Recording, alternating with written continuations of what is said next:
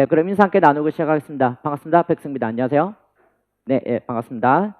자, 오늘 이제 저희가 초등교육과정 단권의 이제 첫 시간이죠. 그렇죠. 자, 그래서 이제 오늘 첫 개강 이제 수학과부터 이제 출발합니다. 그래서 일단은 이제 저희가 단권화 강의가 이제 어떻게 진행되는지 좀 짧게 안내드리고 바로 이제 쭉 진행을 하도록 할게요. 자, 이 단권화 강의는요. 자, 저희가 기본 이론하고 이제 강론하고 이제 이 두 가지를 모두 다 총정리하는 이런 형태 이제 강좌입니다. 그래서 이제 교재는 총 두 가지입니다. 자, 일단 매 교과별로 저희가 이제 이 PPT 자료죠. 이 PPT 자료를 이제 6장씩 묶어가지고 이제 자료를 나눠드릴 거예요. 그래서 일단은 기본 강의 진행은 이제 요 PPT를 중심으로 해서 내용 좀 정리를 쭉 나가고요. 그 다음에 이제 중간중간 필요한 문제들을 풀게 됩니다. 그래서 이제 요 필요한 문제들은 연습 문제집을 이제 통해서 같이 이제 풀게 될 텐데, 그 카페에 보시면은 진도표가 이제 올려져 있을 테니까, 그래서 오늘은 이제 저희가 첫 시간에 이제 저는 이제 수학부터 나가고 구장은 선생님 이제 미술부터 해서 이제 쭉 진도가 나갑니다. 그래서 이제 매주 이제 맞춰가지고 문제를 좀 풀어주시면 좋을 것 같아요. 문제 좀 미리미리 풀 수 있도록. 그래서 이제 제가 저 예습을 사실 이제 잘 요구를 안 하는데, 어쨌든 이제 이 단권화 강의는 좀 예습을 하시는 게 좋아요. 그래서 미리 이제 PPT 자료 뭐 이런 것까지 이제 저 다 미리 보고 할 건 없겠지만, 어쨌든 이제 문제집은 조금 미리 좀 풀어 오시길 바랍니다. 자, 그래서 이제 저 문제집은 이제 중간중간 이제 풀어 나갈 테니까 그렇게 이제 참고를 해주시고요. 그 다음에 이제 이 강좌를 이제 수강하는 목적의 선생님들마다 이제 좀 차이가 있을 겁니다. 그래서 이제 이제부터 이제 시작해가지고 이제 총 정리를 좀 빨리 하겠다라고 하는 이제 선생님도 계실 거고, 그 다음에 이제 이 강좌를 통해서 다시 한 번 더 또 복습을 하겠다라고 하는 이제 아마 선생님도 계실 텐데, 그 다음 이제 목적이 이제 아마 좀 차이는 있긴 하겠지만, 어쨌든 이제 모두 이제 다 목적 달성할 수 있도록 계획 잘 짜셔가지고 그렇게 해서 이제 이 여름 방학이죠. 이 8월 달을 좀 알차게 이제 좀 보낼 수 있도록 그렇게 이제 해주시면 좋겠네요. 자, 그럼 이제 같이 이제 수학부터 해서 이제 진도 나갈 텐데, 제가 계속 끊임없이 물을 거예요. 강의를 진행을 하다 보면은. 그래서 이제 이게 뭐죠라고 이제 묻고 답하고 할 텐데, 그래서 저랑 이제 제가 설명도 해드리고 하긴 하겠지만, 기본적으로 저랑 같이 좀 스터디도 이제 한다. 그래서 이제 저랑 같이 스터디 한다는 느낌으로 이제 강의를 이제 수강하시면 좋을 것 같아요. 자, 그럼 이제 같이 수학과부터 해서 이제 쭉 진행하도록 하겠습니다. 자, 그 PPT 자료 한번 펴보세요. PPT. 자, 펴시면은 수학부터 해서 이제 저희가 이제 지도서 총론하고 그 다음에 교과교육론, 그 다음에 교육과정 이렇게 쭉 있을 텐데, 그 교육과정 부분은 별도로 정리를 안 합니다. 문제를 이제 중간중간 안 풀어요. 그래서 그 문제집 보시면 중간에 성취기준 쓰는 문제들이 있어요. 그래서 성취기준이 있다가 강론 자료에서도 또 나오기 때문에 중간중간 제가 교수학습 방법 및 평가 유의사항 문제도 다 내놨고, 그렇기 때문에 성취기준만 쓰는 문제는 저랑 같이 풀이는 안 할 거니까, 그거는 이제 복습하실 때 강론 복습하면서 다시 한 번 더 좀 용어도 써보시고 그렇게 이제 하시면 좋을 것 같아요. 자, 그래서 이제 기본 이론에서는 저랑 같이 지도서 총론하고 교과 교육론 이렇게 이제 정리를 해보도록 할게요. 자, 그럼 이제 같이 이제 쭉 한번 보도록 하겠습니다. 자, 맨 첫 번째 이제 지도서 총론부터 이제 출발하도록 할게요. 자, 첫 번째 보시면은 우리가 수학의 가치죠. 2016학년도에 출제가 되었던 부분입니다. 그래서 이제 수학의 가치는 지총 부분들은요, 설명을 써보세요 이런 건 안 나와요, 애초에. 그래서 이제 예시라든지 설명 정의를 주고 이것이 무엇이냐 이렇게 이제 물어보는 형태이기 때문에 용어들만 딱 기억을 하고 있으면 됩니다. 그래서 첫 번째 보시면은 실용적 가치. 그렇죠? 자, 실용적으로 쓸모가 있다, 사용처가 많다 이런 뜻이죠. 그래서 이제 우리가 기초 학문에도 이제 널리 사용되고 우리 일상생활에서도 널리 이용이 된다. 그럼 당연히 문제에서 나올 때에 그런 사례들이 이제 쭉 나오겠죠. 자, 그 다음에 두 번째가 도야입니다. 도야라고 하는 거는 논리적 사고, 즉 사고를 이제 갈고 닦는다 이렇게 이제 보시면 되겠죠. 그래서 도야적 가치라고 하면, 자, 그래서 우리가 도야적 가치라고 하면은 이제 주로 논리적 사고, 그렇죠. 그 다음에 우리가 추론 능력, 그렇죠. 이런 것들을 이제 길러준다라는 이런 용어들이 나오면은 도야적 사고, 같이 이렇게 이제 보시면 돼요. 그래서 항상 키워드들을 좀 잘 기억을 해주셔야 됩니다. 그러니까 우리가 지문을 쭉 읽을 때에 내가 단서가 될 수 있는 키워드들 탁탁 끄집어낼 수 있어야 돼요. 그런 거 끄집어낼 수 있어야 되는데, 실용적 가치는 사용처가 많다, 쓸모가 많다, 여기저기 쓰입니다 이런 표현들이 쭉 나올 거고요. 그 다음에 도야적 가치는 논리적 사고, 추론 이런 용어들이 반드시 나오겠죠. 됐죠? 자, 그 외에 이제 우리가 문화적 가치, 심미적 가치 이런 것들이 이제 있습니다. 그래서 시험 문제에서는 실용적 가치가 시험 문제 나왔었고, 또 다시 나온다면은 도야적 가치 정도, 이 정도 나올 수 있겠네요. 자, 그럼 이제 여기까지 보시고요. 자, 문제 한번 잠깐 같이 보도록 할게요. 자, 1번 문제 한번 펴볼까요?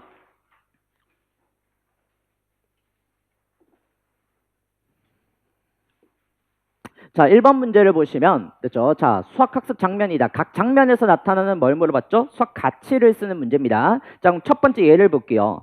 자, 규민이는 수학을 정말 좋아하는구나. 그렇죠? 수학을 공부하면서 자, 키워드가 뭐죠?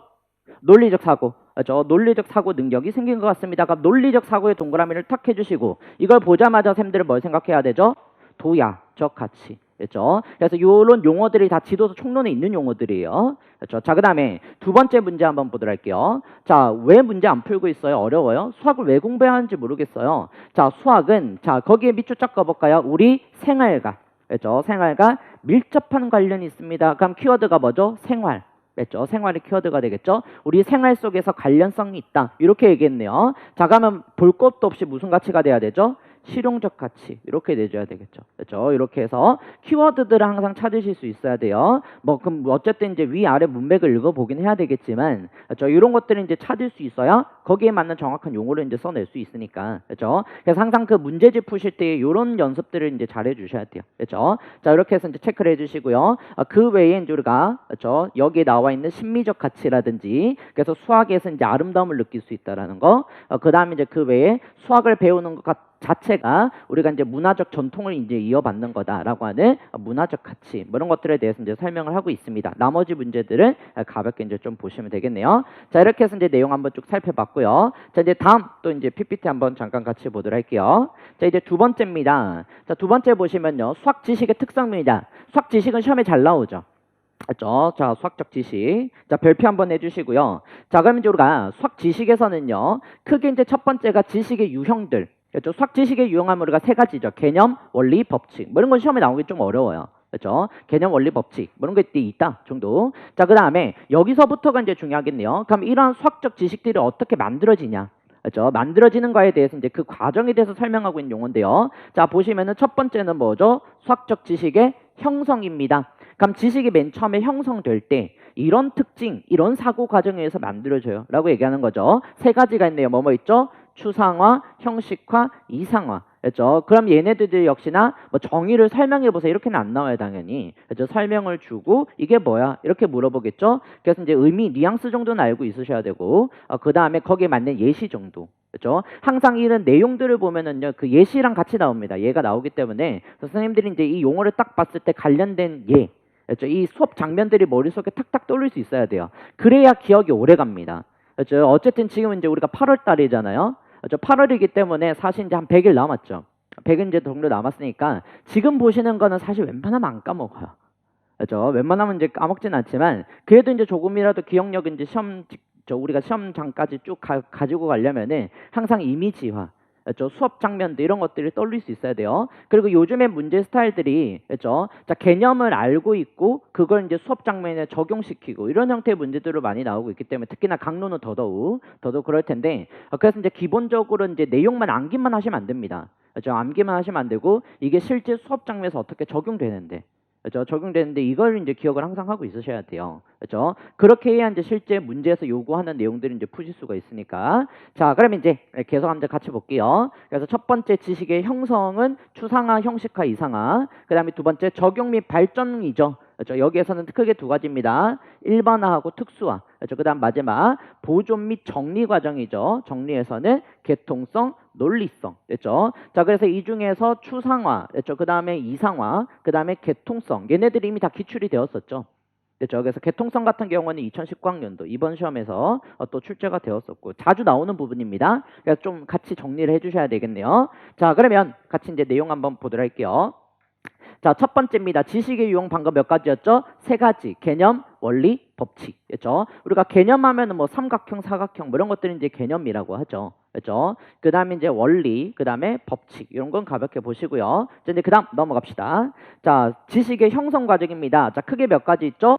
외워야 됩니다. 이런 것들을 용어. 자, 그래서 추상화, 형식화, 이상화입니다. 자, 그러면 추상화, 형식화부터 먼저 보도록 할게요. 추상화. 자, 밑줄 쫙 그어볼까요? 무슨 요소죠?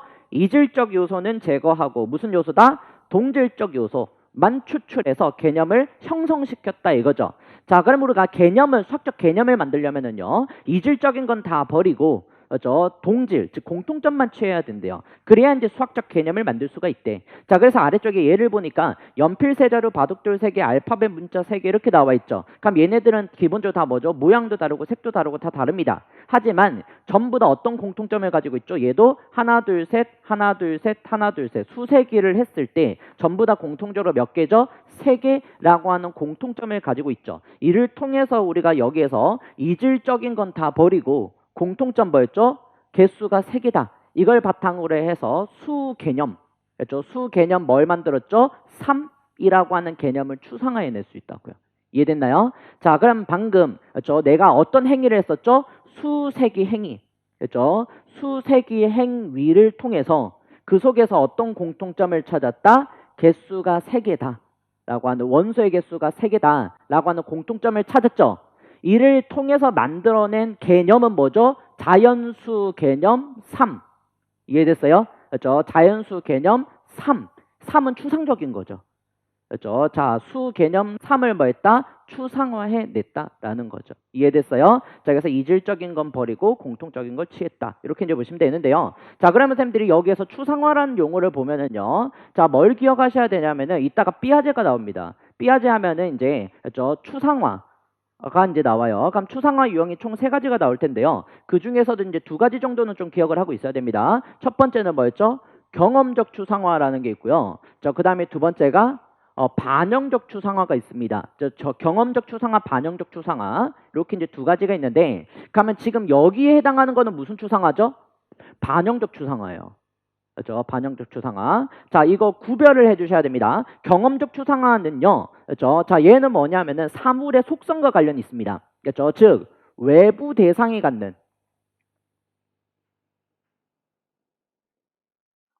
그렇죠? 자, 경험적 추상화는 뭐다? 외부 대상이 갖는 성질. 그렇죠? 외부 대상이 갖는 성질을 추상화했다. 이렇게 보시면 돼요. 그럼 여기에서의 키포인트는 당연히 뭐죠? 대상이죠. 그렇죠? 대상. 대상의 성질을 추상화했다. 이렇게 보시면 돼요. 됐나요? 그러면 예를 들어서 우리가 동전이 있고요. 그 다음에 원반이 있습니다. 그럼 얘네들은 다 대상이죠. 동전과 원반이라고 하는 대상이 가지고 있는 성질 있죠. 성질들 중에서 공통점, 원반, 동전 어떤 공통점을 가지고 있죠? 동그랗다 라고 하는 공통점을 가지고 있죠. 이건 대상이 가지고 있는 성질이잖아요. 이 성질을 뭐 했죠? 추상화시켰다고요. 그렇죠? 그렇게 해서 만드는 개념이 뭐죠? 원이라고 하는 개념을 만들 수 있죠.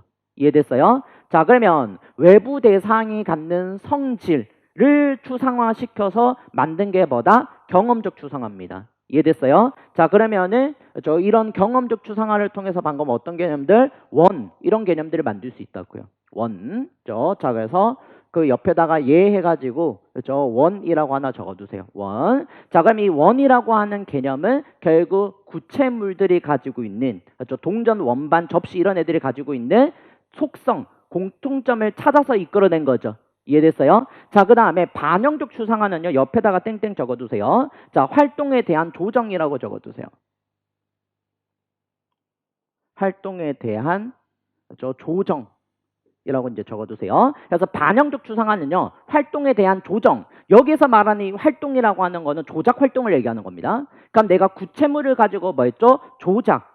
조작이라는 행위를 했죠. 그 행동에 대해서 이 조정이라고 하는 게 반성을 얘기하는 거예요. 그렇죠? 자, 반성. 자, 그러면 반영적 추상화는 뭐죠? 대상이 갖는 성질하고는 전혀 관련성이 없어요. 그렇죠? 없고. 자, 이건 뭐다? 내가 행위, 어떤 조작 행위를 했고 그 행위에 대한 뭘 통해서 반성, 즉 조정을 통해서 추상화가 되었다라는 거죠. 이해됐어요? 자, 그러면 여기에서는요, 내가 연필 세 자루, 바둑돌 세 개, 알파벳 문자 세 개죠. 그럼 얘도 어떻게 했죠? 하나, 둘, 셋. 얘도 하나, 둘, 셋. 얘도 하나, 둘, 셋. 방금 뭐 했죠? 행위를 했죠. 무슨 행위를 했죠? 수세기 행위. 그렇죠? 수세기 행위를 했고요. 이란 행위에 대한 뭘 했다고요? 조정, 즉 반성을 통해서, 그렇죠? 반성을 통해서 얘네들이 공통적으로 원소가 3개구나. 됐죠? 거기에서 어떤 개념을 이끌어냈죠? 자연수, 그렇죠? 3이라고 하는 개념을 추출해냈죠. 추상화. 이해됐어요? 자, 이렇게 하는 거를 무슨 추상화다? 반영적 추상화라고 합니다. 그러면 이 자연수 3이라고 하는 거는요, 연필이 뭐 색깔이 뭐다, 길다, 짧다 이런 거랑 전혀 상관이 없죠. 외부 대상이 갖는 성질과 상관이 있다, 없다? 없다고요. 이런 추상화가 반영적 추상화라고 얘기합니다. 자, 그러면 이 문제 같은 경우에는 우리가 추상화를 이제 물어볼 수도 있겠지만 어떤 추상화야? 이렇게 물어볼 수도 있겠죠. 그래서 요거는 뭐다? 반영적 추상화다. 이렇게 보시면 되겠네요. 그 다음에 경험적 추상화는 주로 우리가 어디에서 도형 영역, 그렇죠? 도형 영역에서 이제 많이 쓰이는 거고요. 그 다음에 그 외에 나머지 논리 수학적 지식들은 거의 다 반영적 추상화를 통해서 일어나는 겁니다. 됐죠? 그러니까 예를 들어서 덧셈 뺄셈, 덧셈 뺄셈 하려면 뭐 지도해야 되죠? 받아 올림, 받아 내림. 이거 지도해야 되죠. 뭐 가지고 지도해요? 수모형. 수모형 가지고 지도하잖아요. 그럼 수모형 가지고 1모형 10개를 10모형 10개로 바꾸죠. 10모형 1개로 바꾸거나 또는 10모형 1개를 1모형 10개로 바꾸거나 이런 조작 활동을 하죠. 이런 행위에 대한 역시나 뭘 통해서? 반성. 반성을 통해서 머리에 했죠. 받아 올림, 받아 내림이라고 하는 원리. 우리 좀 전에 지식에 개념, 원리, 법칙 세 가지 있었잖아요. 이런 원리를 뭐 했죠? 이해했죠.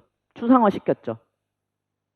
이해됐어요? 그렇죠? 자, 그럼 이거는 수 모형의 색깔이 뭐다? 뭐 모양이 네모나타 이런 거랑 상관이 있어 없어?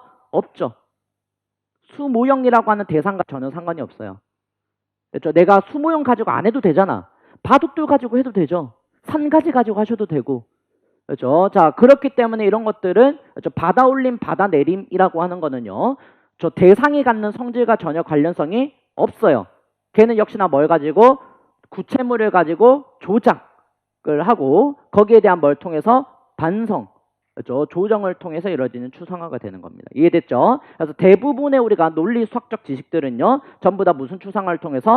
이 반영적 추상화를 통해서 일어난다. 이렇게 이해해 주시면 돼요. 됐죠? 거기까지 보시면 됩니다. 자, 그래서 이제 좀 심화해서 제가 설명을 드린 거예요. 자, 그러면 이제 아래쪽에 해봅시다. 두 번째는 뭐죠? 형식화입니다. 자, 밑줄 쫙 그어볼까요? 필요한 뭘 만들었죠? 규칙, 원리.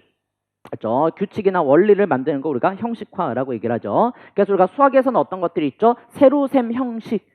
그렇죠? 우리가 맨 처음에 수모형 가지고 계산하고요. 그 다음에 항상 맨 마지막에 뭘 만들죠? 세로셈 형식.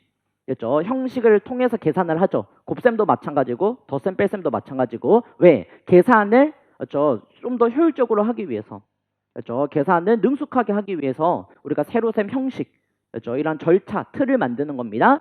자, 그 다음에 자 기수법도 역시나 뭐죠? 형식이죠. 그렇죠? 그럼 우리가 수를 쓰는 걸 기수법이라고 하는데, 그러면 수를 쓰는 형식, 그렇죠? 틀들이 여러 가지가 있습니다. 그럼 자연수 같은 경우는 어떤 기수법을 쓰죠? 위치적 기수법이라는 걸 쓰고요. 그 외에 뭐 가법적 기수법, 승법적 기수법, 여러 가지 기수법 형식들이 있어요. 그래서 수를 쓰는 형식도 여러 가지인데 그 중에서 우리는 위치적 기수법이라고 하는 형식을 쓰는 거다라는 거. 그래서 이런 것들이 이제 우리가 형식화라고 얘기하는 겁니다. 자, 그 다음에 마지막은 뭐죠? 이상화입니다. 자, 이상화는요, 추상화, 형식화를 위한 전제 조건이라고 보시면 돼요.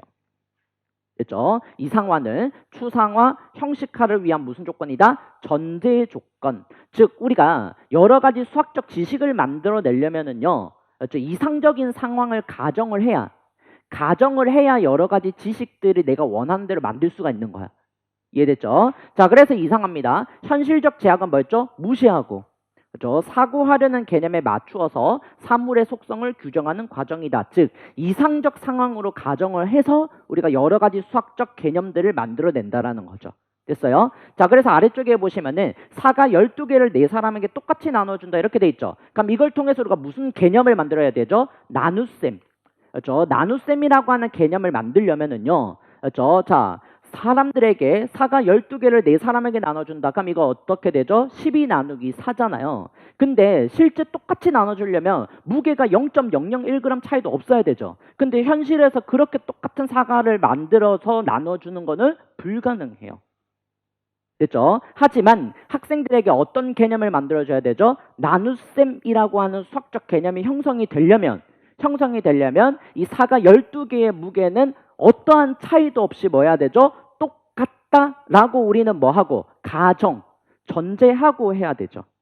이해됐어요? 자, 그래서 여러 가지 수학적 개념이 만들어지려면 항상 어떤 상황으로? 이상적 상황으로 가정할 수밖에 없더라라는 거. 됐죠? 자, 이걸 이상화라고 하는 겁니다. 자, 그럼 우리가 직선도 마찬가지죠. 그렇죠? 아주 고든 직선을 현실적으로 그리는 것은 불가능해요. 그렇죠? 하지만 우리는 곧다라고 그냥 가정하고 설명을 하는 거잖아요. 그 다음에 원도 역시나 마찬가지고요. 그래서 수학에서 만들어지는 거의 대부분의 개념들은 이러한 뭘 통해서 이상적 상황을 이제 가정을 해서 만들어졌다라는 거 여기까지 보시면 되겠네요. 자, 이렇게 해서 이제 내용 살펴봤습니다.